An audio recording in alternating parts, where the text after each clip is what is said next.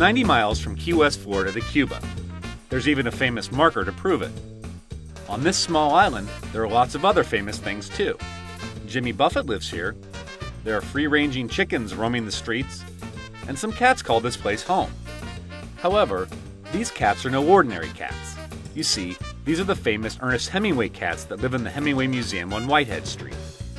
In addition to the celebrity of their former owner, these cats have another claim to fame. These are polydactyl cats, which means they have extra toes.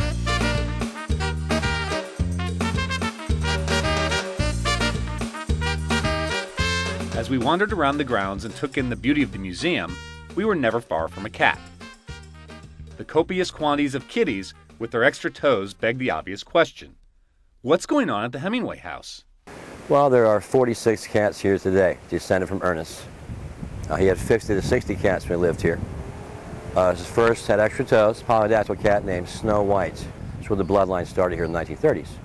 Ernest would only say that one cat leads to another. That's all he'd ever say about that. But certainly had cats in Cuba. I'm sure he had cats in Paris. He was a sickly child.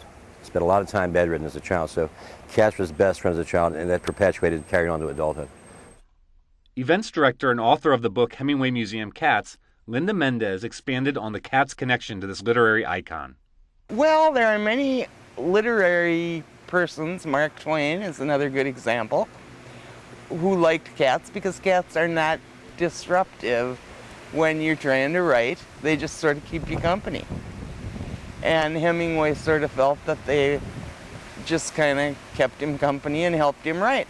With all these multi-toed felines, we wanted to know, where do polydactyl cats come from? Polydactyl cats, they tell me, originated with Norwegian forest cats some 500 years ago. They were very popular aboard sailing vessels as mousers and good luck aboard sailing ships. They're very sure-footed animals.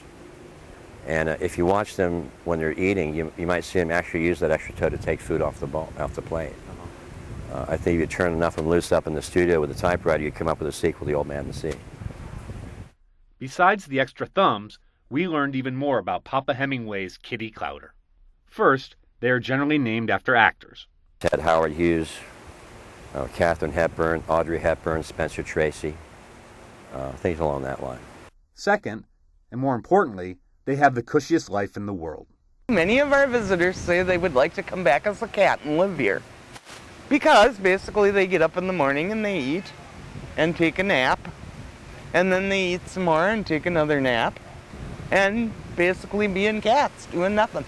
Later, we tagged along on one of Joe's tours and saw more of the same. We also heard a sound that evoked an immediate response. Make a mess. With the crinkling of the treat bag, which, of course, were Purina treats. Of course they heard the bag. No one knows the sound of the bag. The cats came running. Here.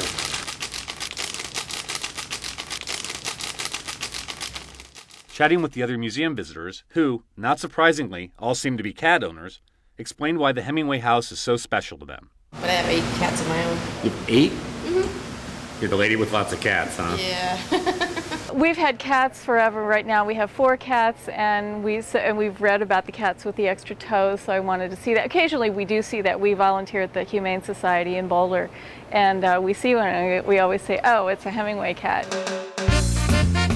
After our visit to the museum, it was obvious that the cat's appeal remains as strong as Hemingway's spirit.